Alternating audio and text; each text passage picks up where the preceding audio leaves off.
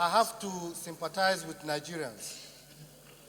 And the reason why I'm saying that are because these killings, if we don't stand to make the executives act, it will not stop. Just yesterday we were here, we were talking about the killings. We gave the IG ultimatum of 14 days. But instead of something to reduce, or instead of the killings to at least reduce, it has still continued. Mr. President, let me give an example.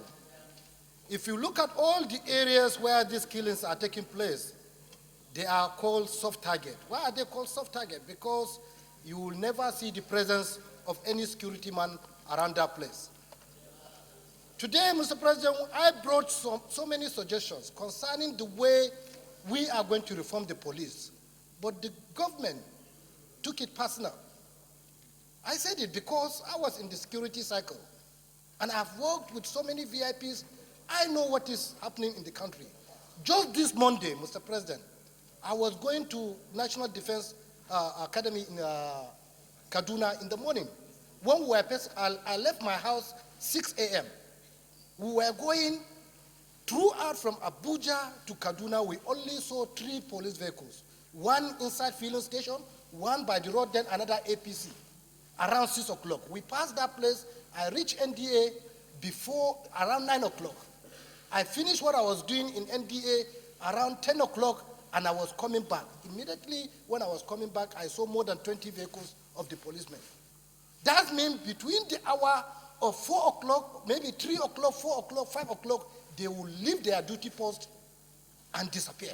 And that is the time these criminals normally use to unleash this kind of terror on these innocent citizens. And we have said it here. Mr. President, why can't we know the number of people per each local, number of security men per each local government? We are talking here. We don't even know how many people are guarding our communities. And why should one marketer, because somebody is dealing with oil, have like 30 policemen in this Abuja? One single person, 30 policemen. And by United Nations standard, one policeman is supposed to be for 400 people. And even in Nigeria, at these statistics, it is one policeman to 800 people. Even at then, we have taken more than 150 policemen guarding banks, guarding VIPs, embassies. I don't have problem with that. But if we are going to give those services, then these people should pay for these services so that we'll be able to recruit more people to have more equipment. But there is no way bank oil companies will be paying millions and it will be going to people's pocket, and we are not improving with the equipment, we are not improving the accommodation, we are not even getting more policemen. Mr. President, a lot of things is wrong. We don't hold anybody accountable. Today, there was a time the IG came here during this hearing about this Abuja, Kaduna. I told him, why can't you man maybe each 5 kilometers put a SPO, that is a senior police officer, to man that place, so that if anything happens on between that 5 kilometers, that person will be held accountable for that.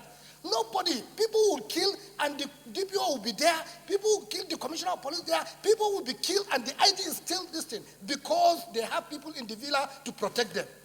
When I met this thing, some people went to the president and told him that I'm going after his family. And because of that one, they packaged to Attorney General to take me to court. I was told.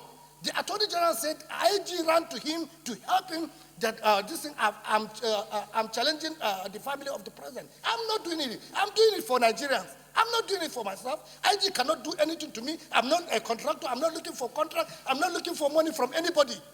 But I am doing it for this nation. Today, the DG NIA that was just appointed, is he qualified to be there? He's not qualified. This is a person that failed 2 exams. We know. He failed 2 exams. And just because he's close to the cabal, he's close to the people taking decisions, giving what to do, this thing, and he was appointed. And these are the kind of things that we sometimes avoid, or sometimes we say, and we should not say anything. As long as we leave some certain things, we will continue to have this kind of problem. So many incompetent people are holding so many positions. Even today, I don't feel the presence of ministers. So many ministers, 50% of the ministers are not performing.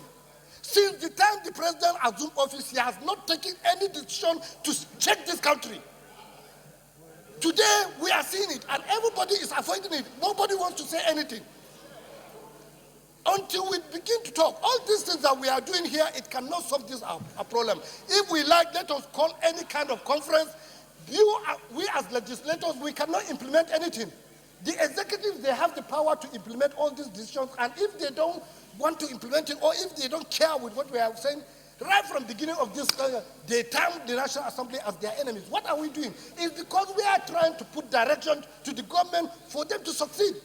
But so many people will go, even when we are on holiday, so many people were going behind to say that they should try now and remove the Senate president. I know during this holiday, they were saying that and it was a minister that was spearheading that thing. What is the reason? They said they are suspecting that a Senate president will leave APC, that they should create more problem for him so that they will remove him. So what kind of a system are we? Why are we so this thing? Everything about religion, everything about tribe, everything about this thing, sensitive positions. We cannot even get people, competent people to handle it. So what do you want us to do? Mr. President, I think it is right time. It is right time for us.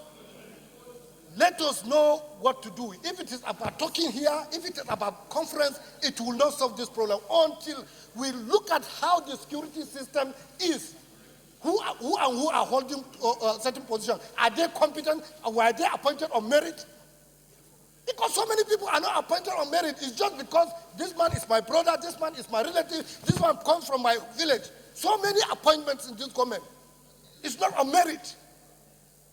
And there are some people now that they have taken over the government as if they are even above the president. They take decisions anyhow. Look at now, now we are saying we are fighting corruption. Simple thing, Baba Chir, Senate indicted him. Vice President Committee indicted him. Today they are pursuing other people. Why can't they take Baba Chir to court? And all of us are here keeping quiet. And people that have not done anything are always in court. And this is the man that squandered money meant for Northeast for IDPs. And he's still visiting the villa every day.